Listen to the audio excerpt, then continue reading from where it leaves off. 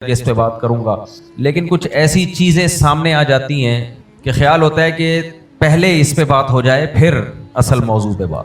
آپ کو پتہ ہے کہ آدم علیہ الصلوۃ والسلام کو جب شیطان نے سجدے سے انکار کیا اور آدم علیہ السلام کی پیدائش سے پہلے اللہ تعالیٰ نے فرشتوں کو بتایا کہ میں نے ایک انسان پیدا کرنا ہے، تو فرشتوں نے اعتراض یہ کیا تھا وَيَسْفِكُ الدِّمَاءَ، یہ انسان زمین میں فساد پھیلائے گا، لڑے گا، ایک دوسرے کا خون بہائے گا۔ فرشتوں کو یہ اندازہ اس لیے ہو گیا تھا کہ انہیں پتا تھا کہ ایک ایسی مخلوق دنیا میں آنے والی ہے جس مخلوق کے پاس خواہشات بھی ہیں اور عقل بھی ہے۔ مائک کی آواز تھوڑی سیٹ کریں۔ اس مخلوق کے پاس دماغ بھی ہے اور خواہشات بھی ہیں۔ جانوروں کے پاس خواہشات ہیں، دماغ نہیں ہے، لہذا وہ اپنی خواہشات کو محدود پیمانے پر پوری کرتے ہیں۔ بہت محدود ہے نا۔ شیر کو بھوک لگے گی، ایک ہرن کو مار کے کھا جائے گا، بس پیٹ بھر جائے گا تو جا کے اپنے غار میں بیٹھ جائے گا، اس سے زیادہ وہ جنگل میں فساد نہیں پھیلائے گا۔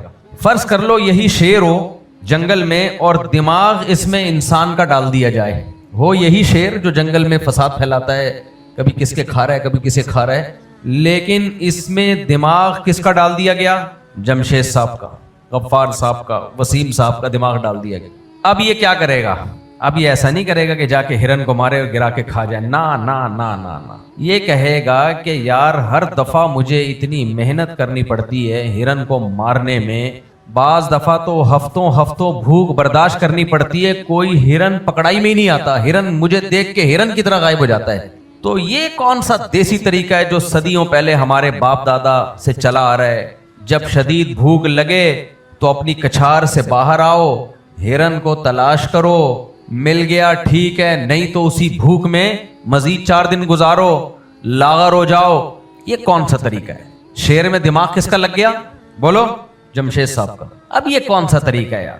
اب وہ بیٹھ کے کرے گا پلاننگ، وہ کہے گا یار میں ایک ہرن اتنی محنت کے ساتھ گراتا ہوں، میرا تو 4 بوٹیاں 8-10 بوٹیاں کھا کے چانپے وہاں کھا کے پیٹ بھر جاتا ہے، باقی سارے گریوی میں پیٹ بھر رہے ہوتے ہیں آ کے، میری نیاز کون کھا رہا ہوتا ہے؟ لومڑی بھی آ کے کھا رہی ہوتی ہے، گدھ بھی آ کے کھا رہے ہوتے ہیں، لکڑ بگڑ بھی آ کے کھا رہے ہوتے ہیں، سارے انجوائے کرتے ہیں۔ محنت کس کی ہوتی ہے؟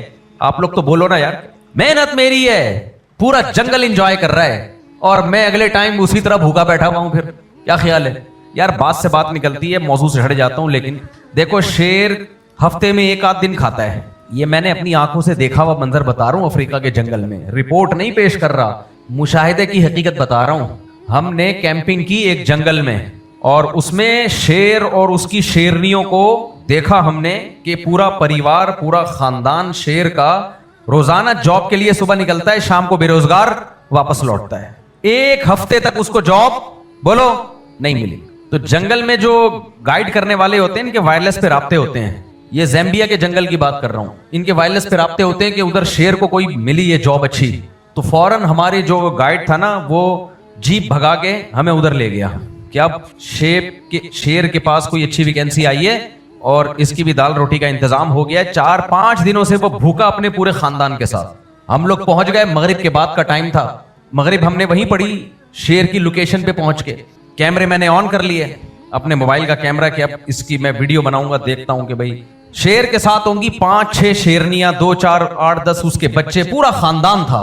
یہ تو شکر ہے شیر فیملی پلاننگ والوں سے متاثر نہیں ہوا، ورنہ شیر بھی تنہائی دور کرنے کے لیے کتے پال رہا ہوتا۔ جیسے ہمارا سیکولر لبرل طبقے کا جو بڑھاپا ہے نا، وہ کس کے ساتھ پاس ہوتا ہے؟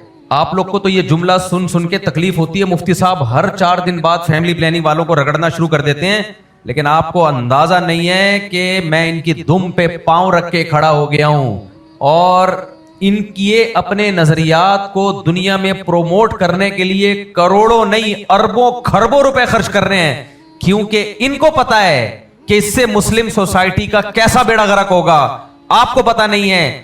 اس لیے میں جب ان کے خلاف بولتا ہوں تو انہیں اندازہ ہوتا ہے میری بات کے وزن کا، آپ کو اندازہ نہیں ہوتا۔ نہیں آ رہی سمجھ میں بات؟ جیسے میں ہر تھوڑے دن بعد عاملوں کو رگڑنا شروع کر دیتا ہوں تو آپ کو تو بولتے ہیں یار کیا عامل لگا کر، عاملوں کو پتا ہے کہ یار یہ مفتی بالکل صحیح کر رہا ہے، عامل کہتے ہیں یار فراڈی تو ہم ہیں، دنیا کو بیوقوف تو ہم بنا رہے ہیں، تو یہ مفتی ہمارے پیچھے پڑ گیا ہے, جتنا پڑ گیا اس کو اس سے زیادہ پڑھنا چاہیے. عاملوں کو پتا ہے کہ ہمارا فراڈ اس مفتی کے بیانات سے بہت آگے نکل چکا ہے, اس لیے عاملوں کو پتا ہے, وہ کہتے ہیں یار یہ تو بالکل صحیح کر رہا ہے. نہیں یار میرے رہنے دو, بہت مشکل ہے بات سمجھانا بھائی. تو اسی طرح جو میں ہر 4 دن کے بعد تھوڑا سا فیملی پلاننگ والوں کو رگڑتا ہوں نا, تو یہ باہر کی دنیا کو پتا ہے کہ وہ ہمیں خراب کرنے کے لیے کیا کیا پلاننگ کر رہے ہیں, ہماری نسل روکنے کے لیے, ہمارے خاندانوں کو تباہ کرنے کے لیے. تو ان کو پتا ہے میرے اس بیان کی ویلیو کا. آپ کہتے ہو کیا مفتی صاحب 4 دن کے بعد یہ قصہ لے کے بیٹھ جاتے ہیں. تو شعر کا میں نے پورا کیا دیکھا, خاندان سے پتا چلتا ہے خاندان کس کے ہوتے ہیں. یار تم لوگ بالکل ایسے ٹھس قسم کے لوگ, ایسے نہیں کرو یار, بات کو کمپلیٹ کیا کرو یار. دیکھو میں بھی تو آپ کے سامنے بالکل چاقو چوبند ہو کے بیٹھا ہوں نا. دیکھو کچھ خطیب آتے ہیں ایسے بیان کرتے ہیں, پتہ ہی نہیں چل رہا ہے کہ ان کو خود بھی سمجھ میں آ رہا ہے کہ نہیں آ رہا. تو میں جب پوری توجہ کے ساتھ آپ کی طرف مشغول ہوں تو آپ کی بھی پوری توجہ میری طرف ہونی چاہیے. تو خاندان کس کے ہوتے ہیں, شیروں کے. پریوار ہوتا ہے, خاندان ہوتا ہے شیروں کا. آپ جنگلوں میں جا کے دیکھو, ہم نے دیکھا ہے 1-2-4 شیرنیاں ہوں گی اور پھر ان کے بچے دبا کے گھوم رہے ہوں گے. تو شیر کا اگر خاندان نہ ہو, فیملی پلاننگ والوں کی باتوں پہ آ جائے, تو میں نے افریقہ کے جنگل میں جو شیر اور اس کے ساتھ شیرنیاں اور اس کے ساتھ آگے جو اس کی نسل دیکھی, لیڈیز شیر, جینٹس شیر, پورا ایک پریوار شیر فیملی پلاننگ والوں پہ عمل کرتا تو 2-4 کتے لے کے بولو گھوم رہا ہو, خاندان ہی بڑھ جاتا بیچارے. اس کی تو طاقت ہی اس کا پریوار ہے, خاندان ہے.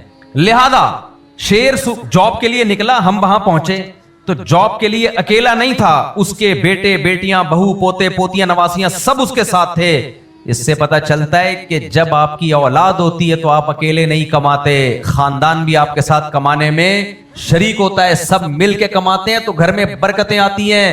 اور اکیلے ہوتے ہو تو برکتیں مارکیٹ سے شارٹ. یہ لوگ کہتے ہیں نا اتنا بڑا خاندان ہوگا تو کھلانا پڑے گا. او بھائی کھلانا تو پڑتا ہے لیکن اس کا آؤٹ پٹ بھی تو ہے. شیر نے کتنے دن پالا ہوگا ان شیرنیوں کے بچوں کو, یا شیرنی نے کتنے دن پالا ہوگا, تھوڑے دن پالا ہوگا. اور وہ پالنے کے لیے اس کی چھاتیوں میں دودھ کس نے پیدا کیا, اللہ نے. تو اللہ نے اس کے لیے پہلے انتظام کیا ہے, تو ہمارے لیے بھی اللہ انتظام کرتا ہے جب اولاد پیدا ہوتی ہے. پھر اللہ اسی اولاد کے ذریعے آپ کی دال روٹی کا انتظام کرتا ہے. جیسے شیر کا جا کے دیکھ لو جنگل میں, میرے بس میں ہوتا آپ سب کا زیمبیا کا ٹکٹ کرا کے سب کو آپ کے خرچے پہ مکا لے جاتا جنگل. کیونکہ میں آپ کے خرچے پہ بیان میں اپنے خرچے پہ کر رہا ہوں, لیکن جنگل میں آپ کو آپ کے خرچے پہ لے کے جاتا اور یہ منظر دکھاتا. دیکھو خدا کھلاتا بھی ہے اور جن کو تم نے کھلایا ان سے تمہیں کھلواتا بھی ہے. پھر شیر اکیلا وہ شکار نہیں کر سکتا تھا جس شکار کی بھی میں آپ کو واقعہ سنانے والا ہوں. پورا خاندان اس کے ساتھ تھا. خاندان نہ ہوتا تو کتے ہوتے, اور کتے شیر کا ساتھ بولو نہیں, کیونکہ کتا تو کتا ہے. تو اب کیا ہے کہ جی وہ ہم پہنچ گئے لوکیشن پہ. اب ہم نے دیکھا جناب 5-6 دن کا بھوکا شیر. ہم کئی دنوں سے تعاقب کر رہے تھے اس کا, کئی دنوں سے تو نہیں, چند دنوں سے. کبھی ہرن کے پیچھے بھاگتا ہے, ہرن مارکیٹ سے شارٹ, کبھی کس کو, جن سارے شکار مس ہو گئے. تو ہمیں پتا چلا کہ ایک بھینسا ہے. آپ کہہ رہے ہو کہ مفتی صاحب ہم دینی باتیں سننے کے لیے آتے ہیں, کیا یہ شیر بھینسے کے قصے لے کے بیٹھ گئے؟ تبھی میرے بیانات میں نا لوگوں کے نیچے کمنٹس ہوتے ہیں, اس مولوی کو قصے کہانیوں کے علاوہ کچھ نہیں آتا. بھائی صاحب ان قصوں میں اسباق ہیں, قرآن نے کتنے واقعات سنائے ہیں اور ان سے اسباق بیان کیے ہیں. لقد کان فی قصصہم عبرۃ لأولی الالباب. قرآن کہتے ہیں واقعات میں عبرت ہوتی ہے. یہ قصے میں جنرل نالج کے لیے سنا رہا ہوتا تو پھر قصہ خواہ ہوتا میں. یہ جنرل نالج کے لیے نہیں سنا رہا, اس میں عبرت کے اسباق ہیں. سمجھ میں نہیں آ رہی بات؟ تو ہم پہنچ گئے لوکیشن پہ. تو شیر نے کیا کیا, ایک بھینسا. اچھا شیر کی عادت ہوتی ہے کہ چھوٹی موٹی مہمات پر اپنے بچوں کو اور بیگم کو بھیجتا ہے. یہ چھوٹے موٹے کیس ہیں, چوہے کا شکار کرنا ہے, یا یہ وہ کوئی ہائنا وائنا آیا ہوا ہے ایک آدھ, یا چھوٹا موٹا کوئی لومڑی شومڑی ٹائپ کی چیزیں. چل تم جاؤ, میں یہاں آرام سے بیٹھا ہوں, کوئی مسئلہ ہوگا تو مجھے بتانا. ہمارے ایک دوست نے ڈاکومنٹری دیکھی, انہوں نے بتایا کہ اوریجنل ڈاکومنٹری, یعنی کوئی فرضی نہیں, ڈاکومنٹری تو ہوتی ہے اوریجنل ہے, گورے بناتے ہیں. اس میں کہتے ہیں ہم نے دیکھا کہ شیرنی کو چاروں طرف سے گھیر لیا ہائنا نے. ہائنا کی ایک جماعت ہوتی ہے نا جو لکڑ بگڑ نہیں ہوتے, بڑے عجیب سے. شیر سو رہا ہے آرام سے. شیر کیا کر رہا ہے, سو رہا ہے. اب بیچاری شیرنی پریشان ہے کہ میرا میاں آئے گا مجھے ان بدماشوں سے بچائے گا. بھائی ویڈیو نہ بناؤ ٹھیک ہے نا. میرا ہسبینڈ آئے گا اور مجھے ان بدماشوں سے بچائے گا. 5-6 لکڑ بگڑ وہ اکیلی شیرنی پہ اٹیک کرنے کے لیے, اس کو کھانے کے لیے. شیر نے کیا کیا, صرف ایک آنکھ کھولی ہے یوں کر کے, دیکھنے کے لیے منظر. یہ بتا رہا ہوں کہ عورت کے ساتھ اس کا شوہر ہوتا ہے نا تو عورت کو تحفظ ہوتا ہے. آج جو ڈراموں فلموں نے اور میڈیا نے مرد اور عورت کا فرق ختم کر دیا. عورت کو کہا کہ جتنا مضبوط مرد ہے اتنی ہی مضبوط تم ہو, لہذا تمہیں مرد کی بالکل ضرورت نہیں ہے. لہذا تمہارے میاں سے اگر تمہارا پھٹا ہو تو جس اسٹائل سے میاں نے بات کرنی ہے تم نے بالکل اسی اسٹائل سے اس کو جواب دینا ہے. اگر وہ ایک چماٹ لگاتا ہے, غلط کرتا ہے چماٹ لگانا, میں اس کو پروموٹ نہیں کر رہا, اگر وہ ایک چماٹ لگاتا ہے تم نے رکھ کے اسی سپیڈ کے ساتھ اس کو چماٹ لگانا ہے, کیونکہ تم میں اور اس میں کوئی فرق, جملہ مکمل کر لو, کیا ہو گیا بھائی, نہیں ہے, کوئی ضرورت. تم بھی جاب کر کے کماؤ, وہ بھی جاب کر کے کما رہا ہے, انڈیویجول لائف. تمہارے ساتھ تمیز سے بات کرتا ہے تمیز سے بات کرو, نہیں کرتا ایسی کی تیسی, کھلا لو, پتلی گلی سے نکلو. جمشید کینسل ہو گیا, سلیم سے شادی ہوگی. سمجھ میں آ رہی ہے بات؟ سلیم نے کسی دن تھوڑی سی آنکھیں دکھائی, سلیم بھی کینسل. عدالتیں تو بیٹھی ہوئی ہیں اس کام کے لیے نا, ہمارے جج صاحبان ٹھک ٹھک ٹھک ٹھک ٹھک کھلا کی ڈگریاں. ابھی لاہور میں پتہ نہیں کتنے ہزار کیس ایک ہفتے میں یا سینکڑوں کیس ایک ہفتے میں کھلا کے ہوئے ہیں. نہیں آ رہی سمجھ بات, اتنی شادیاں نہیں ہو رہی اتنے کھلے ہو رہے ہیں. تو یہ میڈیا سکھا رہا ہے, کیا سکھا رہا ہے عورت کو, کہ تمہیں مرد کی ضرورت نہیں ہے, کوئی ضرورت نہیں ہے. پاؤں کی ٹھوکر پہ رکھو شوہر کو, اپنے بھائیوں کو, باپ کو پاؤں کی ٹھوکر پہ رکھو, ایسی کی تیسی. پہلے زمانے میں سکھایا جاتا تھا, میاں ہے, نبی نے فرمایا کہ عورت کو حکم ہوتا سجدہ کرے تو کس کو حکم, مخلوق کو سجدے کی اجازت ہوتی تو کس کو حکم دیا جاتا, کہ شوہر کو کرو سجدہ. اس کا ایک مقام ہے, مرتبہ ہے. ہاں ظلم ایک حد سے زیادہ بڑھ جاتا ہے, ایک نوعیت ہے وہ, اس میں تو پھر شریعت نے بتایا عورت علیحدگی لے, برداشت کرنے. بھائی اس کے فائدے زیادہ ہیں, اس کے نقصانات کم ہیں, اس سے تمہیں تحفظ زیادہ ملا ہوا ہے. مجبوری میں گدھے کو باپ بنانا پڑتا ہے, تو تمہارا میاں ہے, مجبوری میں باپ بنا لو اس کو, اس سے تمہیں فائدے زیادہ ہیں. جس کو یہ بات سمجھ میں نہ آئے تو جنگل میں شیر کا منظر اپنی آنکھوں سے دیکھ لے, یہ ڈاکومنٹری بھی جا کے دیکھ لے. مرد جو تحفظ دیتا ہے عورت کو, اور خاص طور پہ مسلم کمیونٹی میں, مسلمان فیملی میں, کھلانا پلانا, اس کو شیلٹر دینا, یہ ساری ذمہ داری کس کی ہیں, آدمی کی ہیں. تو کچھ اس کے بھی حقوق ہیں میرے بھائی. بس آزادی کے نام پہ برباد کر دیا خاندانی نظام.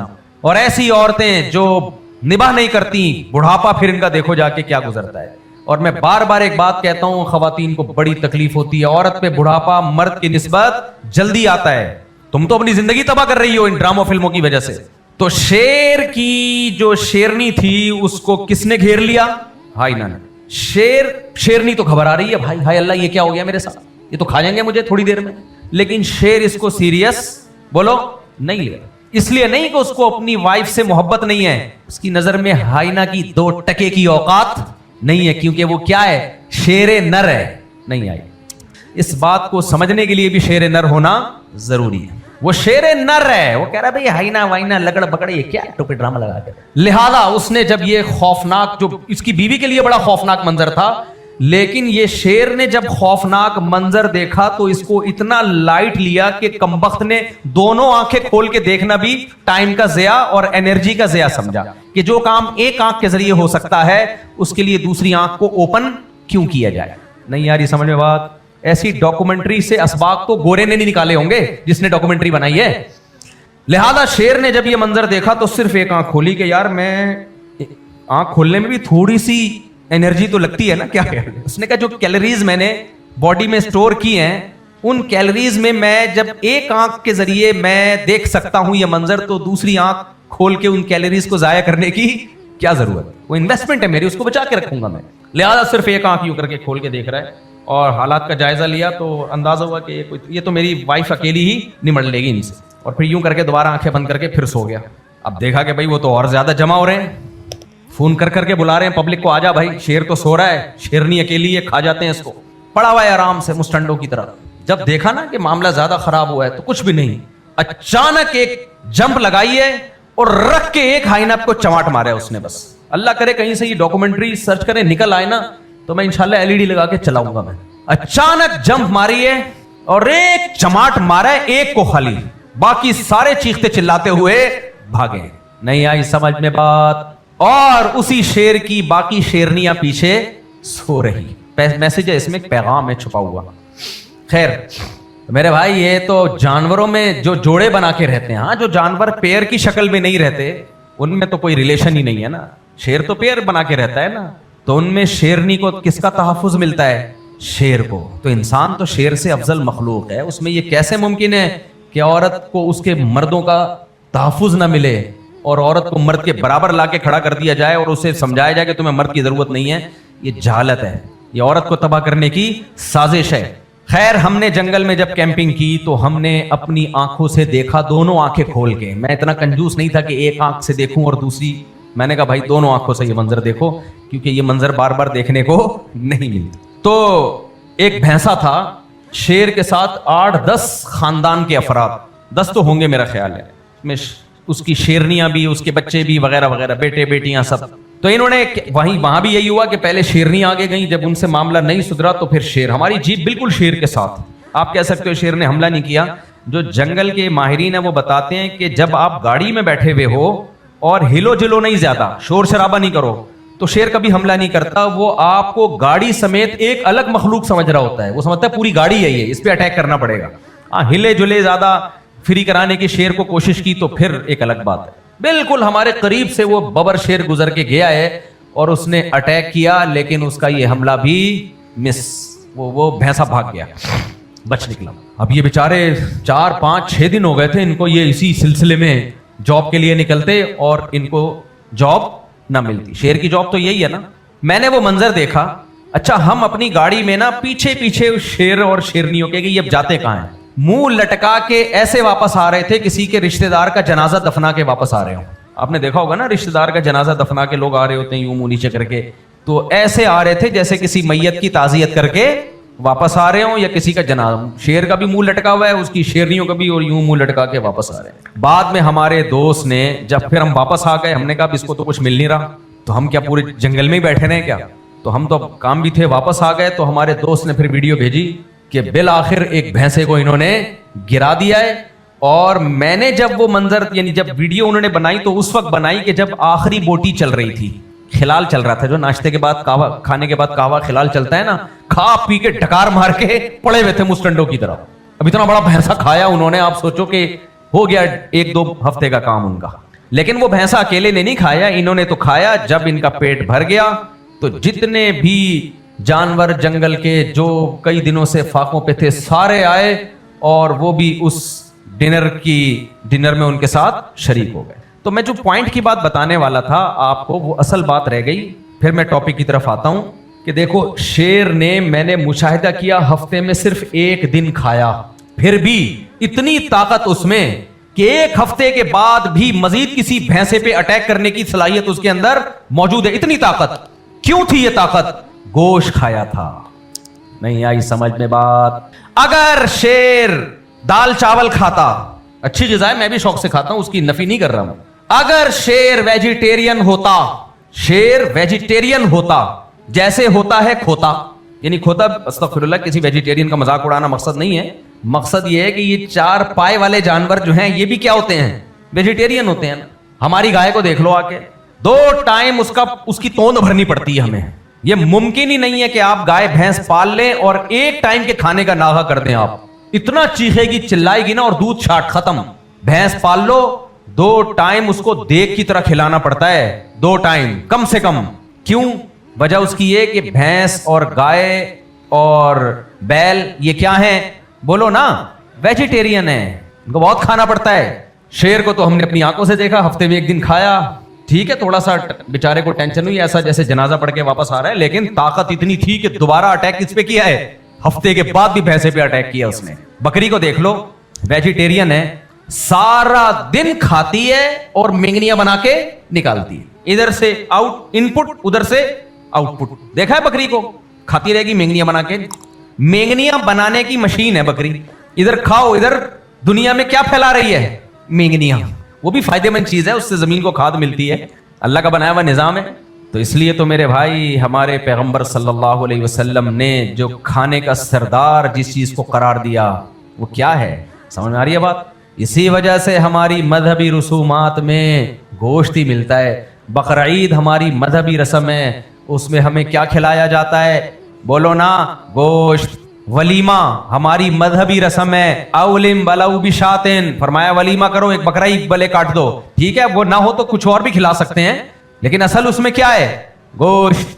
آپ سے हज उम्रे में कोई गलती हो गई तो दम के तौर पर बकरा काट के गरीब को खिलाना पड़ता है उम्रे में और हज में। वहां भी खीरा ककड़ी बोलो नहीं, जो बड़ी जिनायत हुई है तो गोश्त खिलाना पड़ेगा, बकरा सदका करना पड़ेगा, दुम्बा सदका करना पड़ेगा। अकीका, बच्चा पैदा होता है खुशी में, खुशी का इजहार, ये मजहबी रस्म है या नहीं है? फैमिली प्लानिंग वाले तो कहते हैं क्यों पैदा हो गया, एक मजीद आबादी बढ़ गई। अल्लाह कहते हैं जितने मर्तबा भी पैदा हो हर दफा 2 बकरे, बेटी पे 1 बकरा। अल्लाह कहता है कि नहीं कहता? तो अल्लाह कहता है खुश हो जाओ। वहां भी क्या है भाई, अल्लाह ये भी तो कह सकता था कि एक बेटा पैदा हुआ तो बिरयानी दाल चावल की 2 देगें। क्या ख्याल है भाई? ना ना ना ना, बच्चा पैदा हुआ है तो 2 बकरे 2 दुम्बे या गाय का के 2 हिस्से होंगे, ऊंट के 2 हिस्से होंगे। लड़की पैदा हुई है तो 1 बकरा 1 दुम्बा ऊंट का 1 हिस्सा, इसके बगैर अकीका नहीं होता। तो अब समझ में आया अल्लाह मियां हमें गोश्त क्यों खिला रहे हैं? नहीं आया समझ में? मेरा ख्याल है इसीलिए खिला रहे हैं कि थोड़ा खाओगे सर्वाइव ज्यादा करोगे, और अगर वेजिटेरियन बने तो सारा दिन खांदे ही रहोगे सारा दिन। बाकी सब्जी भी खानी चाहिए, उसका मैं मुनकिर नहीं हूं, वो भी जरूरी है हमारी बॉडी के लिए। इंसान को दोनों खुराकों से अल्लाह ने बनाया है। हमने पुरानी किताबों में पढ़े, हकीमों की कुछ पुरानी किताबें पढ़ी हुई हैं, उसमें लिखा होता था कि जब सफर पे जाओ तो वो खुराक खाओ जिससे पेट कम भरता हो लेकिन ज्यादा टाइम खाए बगैर निकल जाए। और नीचे लिखा होता था यानी गोश्त। पुराने हकीमों ने क्या लिखा होता था?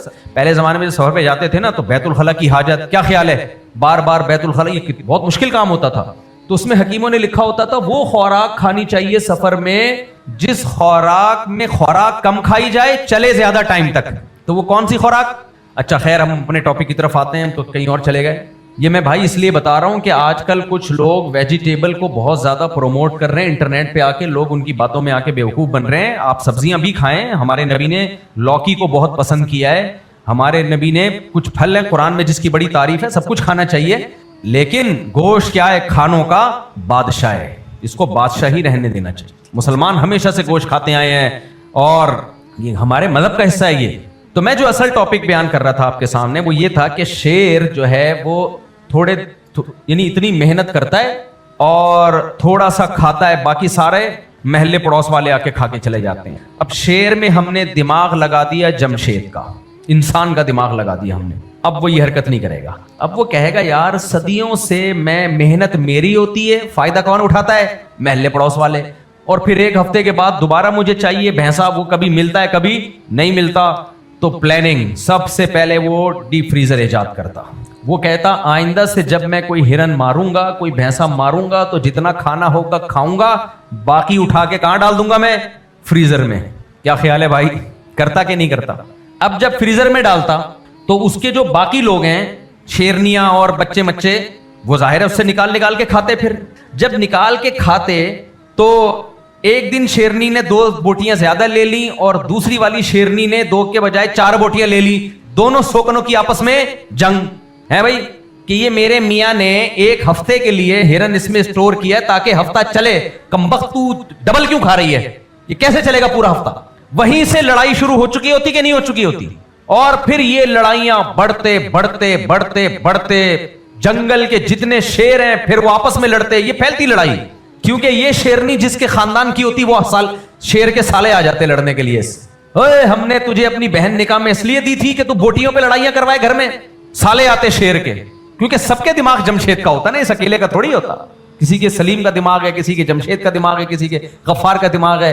फिर इनकी लड़ाइयां होती, फिर ये पत्थर उठा के मारते, फिर ये बंदूकें इजाद करते, फिर ये तोपे इजाद करते, बेल आखिर एटम बम इजाद कर लेते ये लोग, और जंगल की ऐसी की तैसी हो चुकी होती। इससे पता चलता है जो फरिश्तों ने कहा था ना कि ऐ अल्लाह ये लड़ेगा दुनिया में आपस में, क्योंकि फरिश्ते जानते थे इसके पास ख्वाहिशात तो शेर जैसी हैं, खोपड़ी जमशेद जैसी है। इन लोगों के पास खोपड़ी इंसानों वाली है, अकल है, और अकल इसको ख्वाहिशात को बेलगाम होने से रोकेगी, यानी ख्वाहिशात को लगाम देने से रोकेगी। बेलगाम ख्वाहिशात हो जाएंगी इसकी।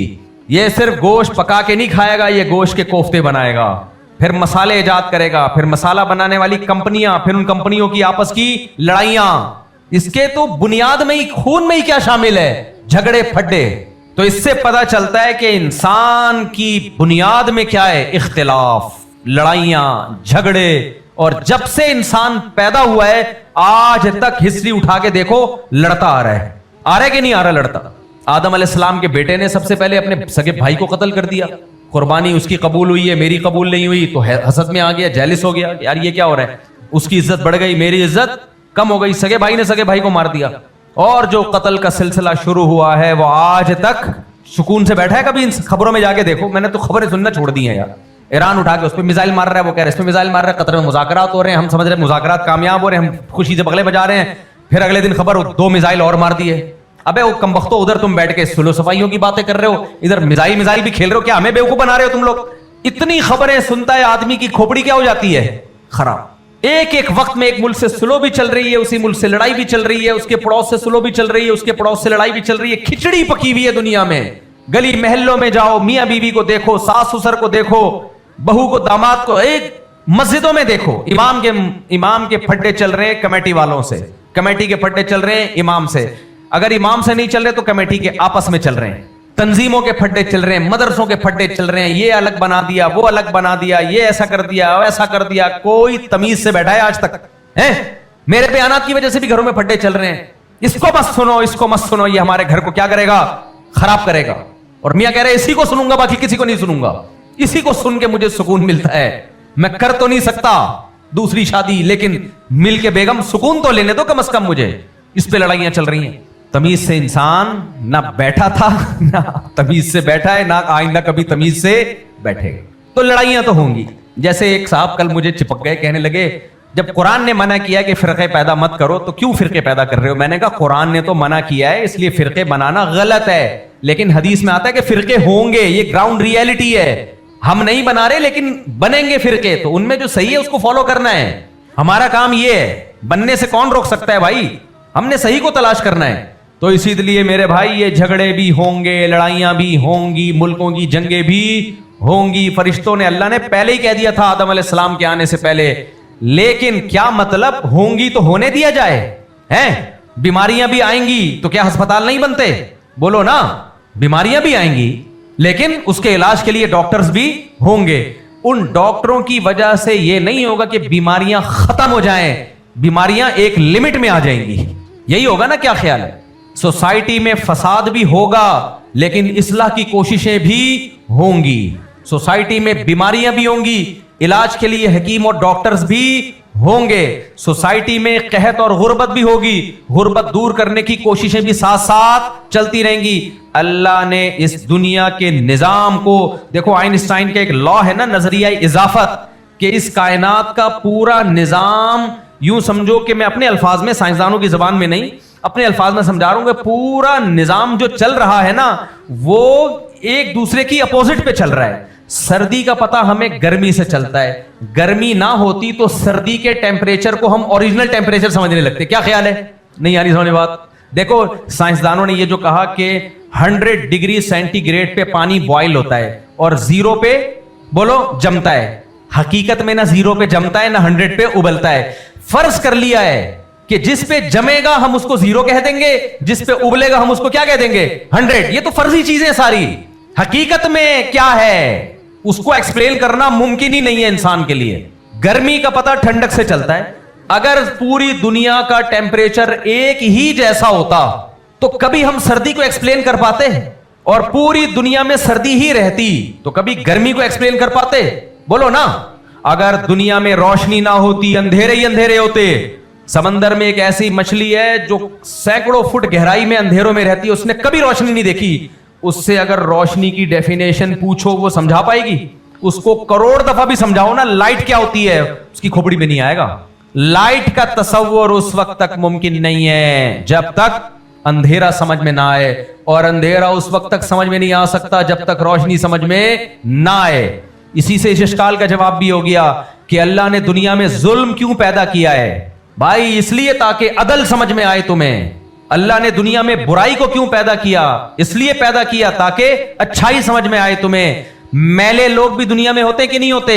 تاکہ صاف ستھرے لوگ سمجھ میں آئے. اگر پورے سال نہ نہانے والے لوگ دنیا میں نہ ہوتے تو نہانے والے اچھے لگتے آپ کو؟ کیا خیال ہے بھائی؟ ہم جب کسی میلے کو دیکھتے ہیں پھر ہمیں جو میلہ نہیں ہوتا وہ سمجھ میں آتا ہے, یار کتنا صاف ستھرا نیٹ کلین آدمی. یہ تو دنیا کا نظام ہے اس پر.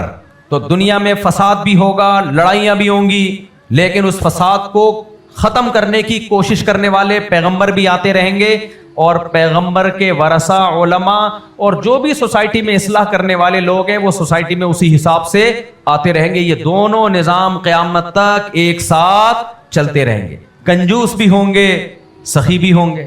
اگر کنجوس نہ ہوتے تو سخیوں کی کوئی تعریفیں نہ کرتا, بدصورتی نہ ہوتی تو خوبصورت لوگوں کی تعریف نہ کی جاتی, کمزور نہ ہوتے تو طاقتور کی تعریف.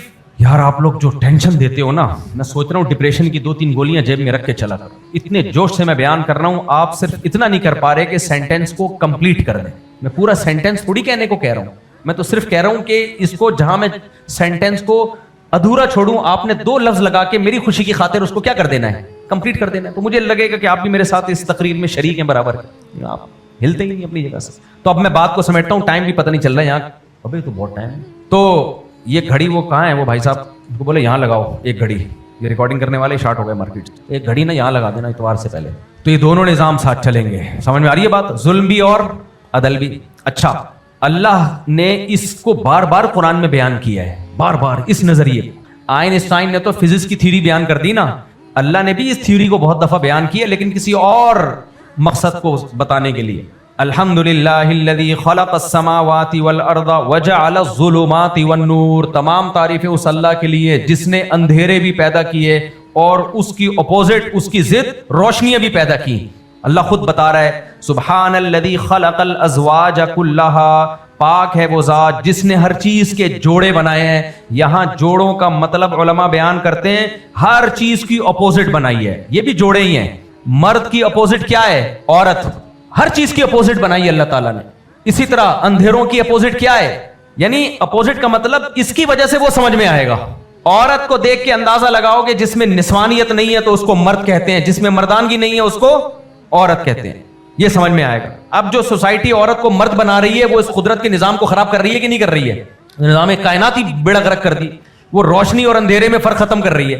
میرا مقصد یہ نہیں کہ عورت اندھیروں کی طرح ہے, میں صرف ایک مثال سمجھانے کے لیے, وہ فرق ہی ختم کر رہی ہے.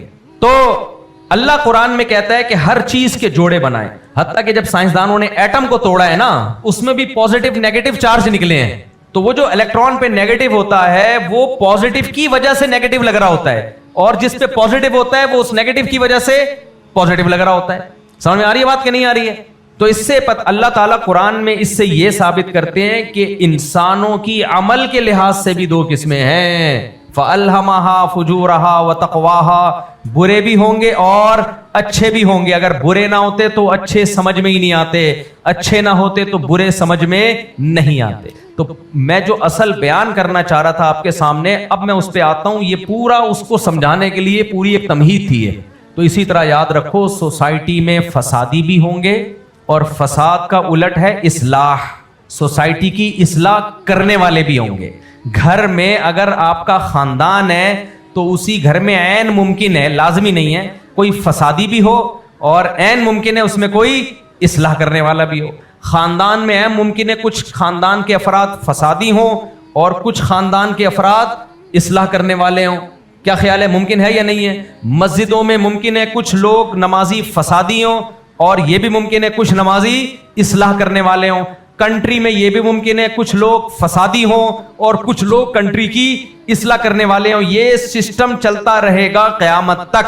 تو میں نے اور آپ نے دیکھنا ہے کہ ہمارا شمار فسادیوں میں ہوتا ہے یا سوسائٹی کی اصلاح کرنے والوں میں ہوتا ہے. نہیں آ رہی سمجھ میں بات؟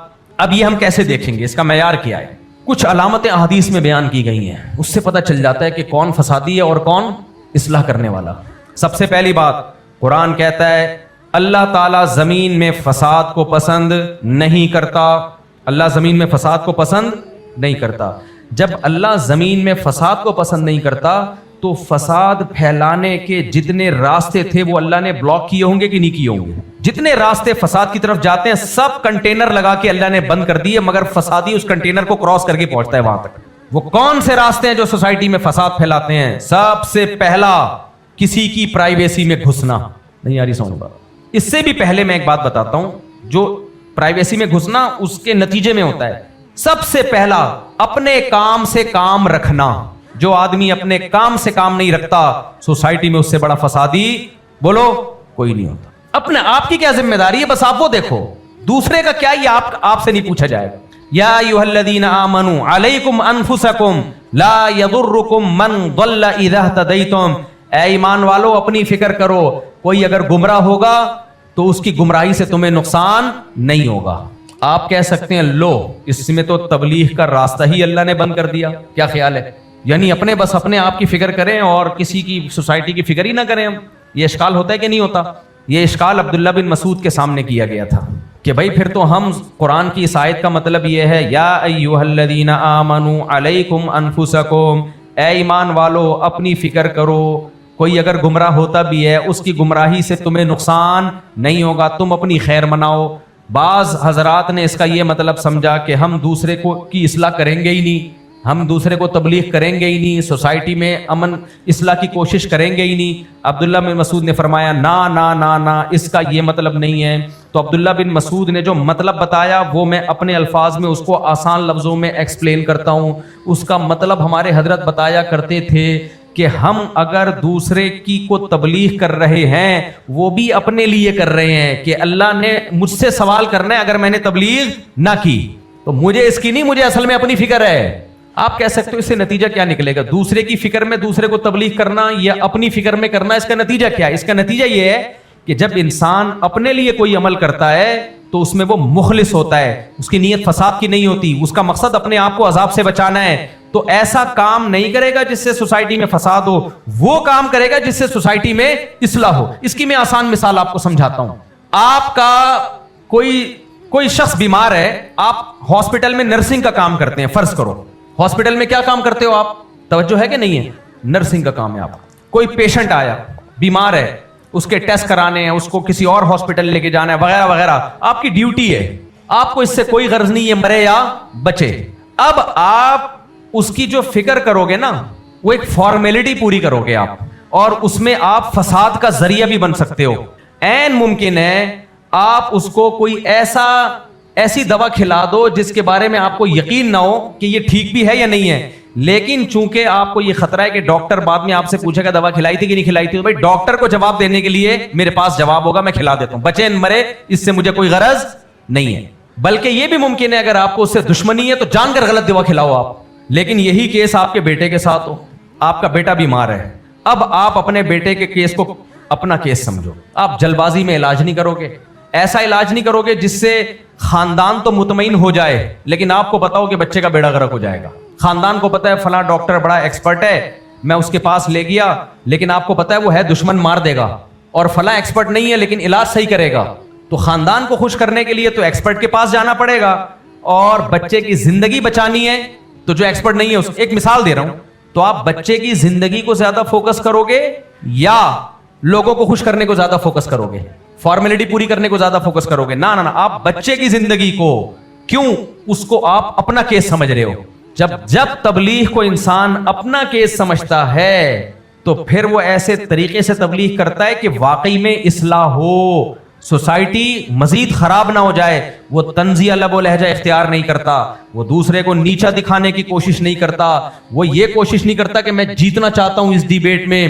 اس کی پوری کوشش یہ ہوتی ہے کہ کسی طریقے سے یہ ٹھیک ہو جائے. وہ بے موقع تبلیغ نہیں کرتا، تبلیغ کے ذریعے اس کو آر دلانے کی کوشش نہیں کرتا، ایسا طریقہ اختیار نہیں کرتا کہ اس سے اور زیادہ اس کو غصہ آ جائے، مشتعل ہو جائے. سوٹیبل ٹائم میں سوٹیبل الفاظ اور سوٹیبل طریقہ، تین چیزیں دیکھے گا کہ وقت مناسب ہے یا نہیں ہے بات کرنے کا.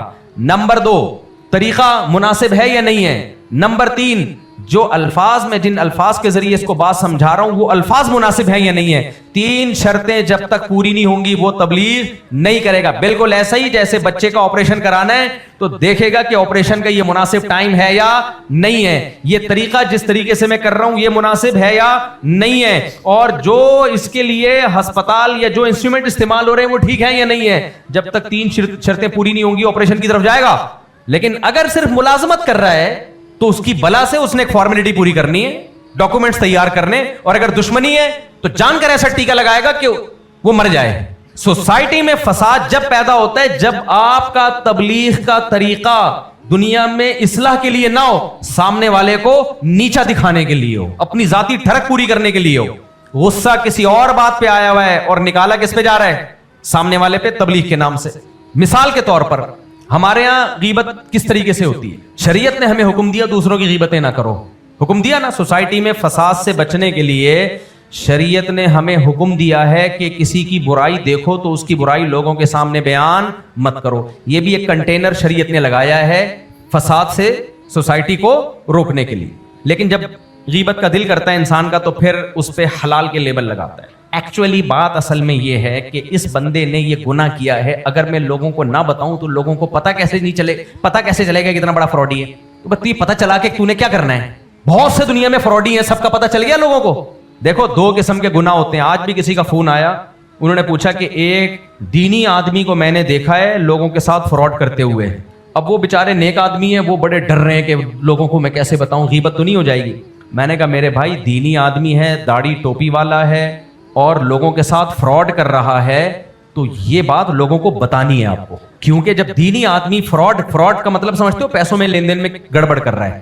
میں نے کہا لوگ اس کو بزرگ سمجھتے ہیں, اس سے مالی لین دین کریں گے, جب وہ دغا دے گا تو لوگ تمام علماء سے بدگمان ہوں گے.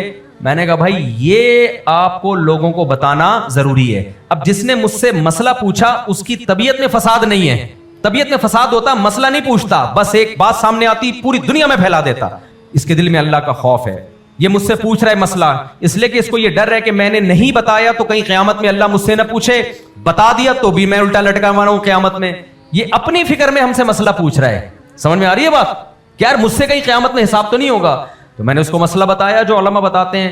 بھائی کوئی چھپ کے گناہ کر رہا ہے, جو گناہ متعدی نہیں ہے, اس کا پرسنل معاملہ ہے, نجی معاملہ ہے, شریعت نے ہمیں حکم دیا اس کے گناہ پہ پردہ ڈالو. یہ سوشل میڈیا پہ لوگوں کی پرسنل ویڈیوز لیک ہو رہی ہوتی ہیں نا, اور لوگ بھر کے آگے ویڈیو چلا رہے ہوتے ہیں. خوب اچھی طرح سمجھ لو